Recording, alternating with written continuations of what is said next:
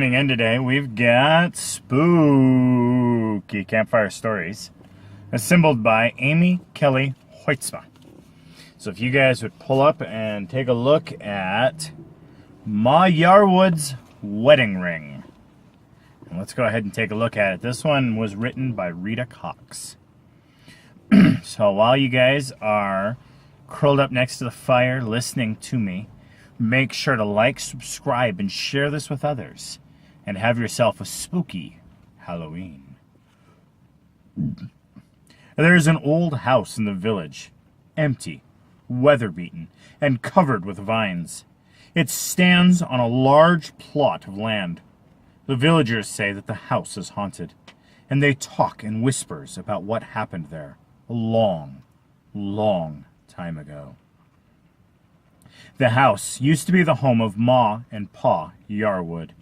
They had known each other since they were 12 years old, had married young, and were devoted to each other for over 56 years. Pa Yarwood made a good living by driving rich people in his grand old Model T Ford, which he had worked and saved to acquire. He had looked after that vehicle with love and care.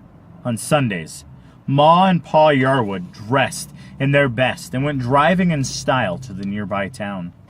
The villagers were very proud of them.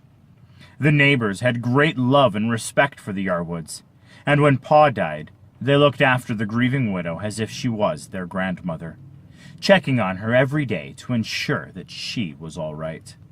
Every day, Ma Yarwood came to the village store.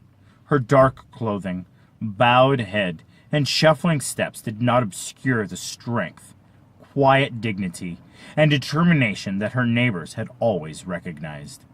One day, a stranger's name, who was Cyrus, came to the village. He was talking with some of the village youths outside the store when Ma Yarwood came in. He observed the respect and deference with which young and old alike greeted this old lady.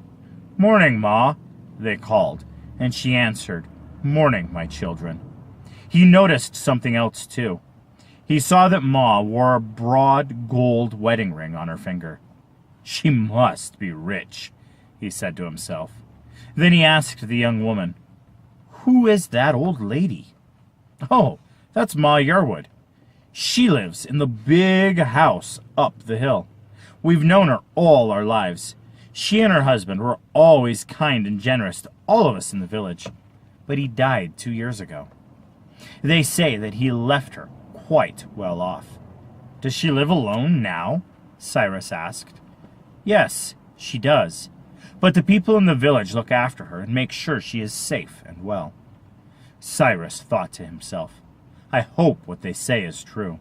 If she does live alone, it would be easy to break into that house. If she was wealthy, as they say, then this should be a good night for me." That night, Cyrus took a cab to the corner of the road that led to the Yarwood house. There were no streetlights in the village. The only light on that dark night came from the flashlight that Cyrus carried. He came to the old house, climbed the steps, and pushed the front door. It was open. Cyrus crept in. He went from room to room, searching through drawers, cupboards, shelves. He ransacked the furniture, looked behind the pictures on the wall, and everywhere he could think of, but found nothing of value to him. Angry and disappointed, he made his way quietly along a narrow corridor that led to the bedroom where Ma lay sleeping. Slowly he pushed the door. It creaked loudly, and Ma awoke. Alarmed, she shouted, "Who are you? What do you want?" "Be quiet and stay where you are," said Cyrus. But Ma got out of bed with surprising agility and rushed to the intruder, arms upraised and fists clenched. Cyrus grabbed the old lady by the shoulders. "Stop screaming! Shut your mouth or I'll kill you!" Ma struggled and fought. Her strength and resistance surprised Cyrus, and he panicked. He placed his hands on Ma's throat and squeezed until Ma fell to the floor, eyes staring. Cyrus stepped over Ma Yarwood's body.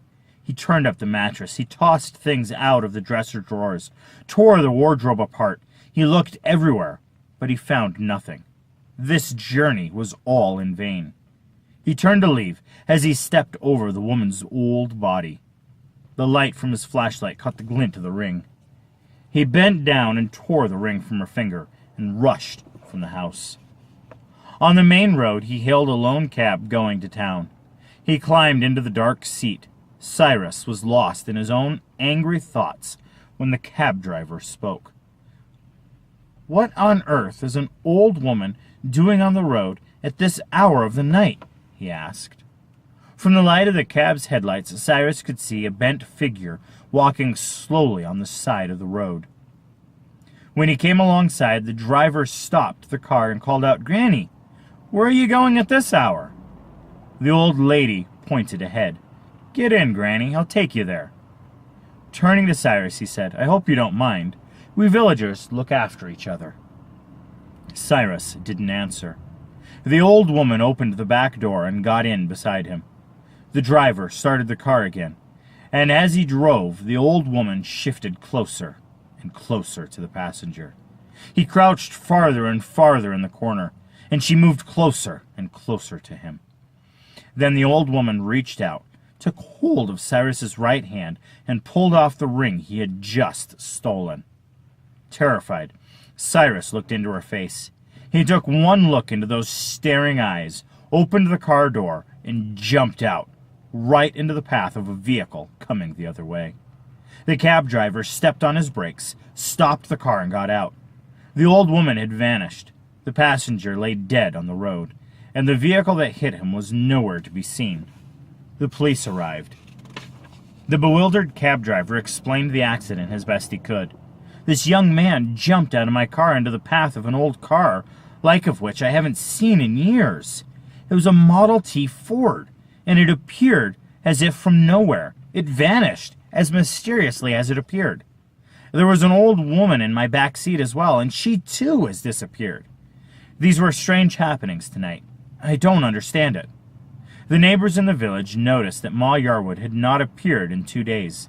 They went to her house, and there on the floor of her bedroom they found her, lying lifeless, eyes staring, her left hand clutched tight.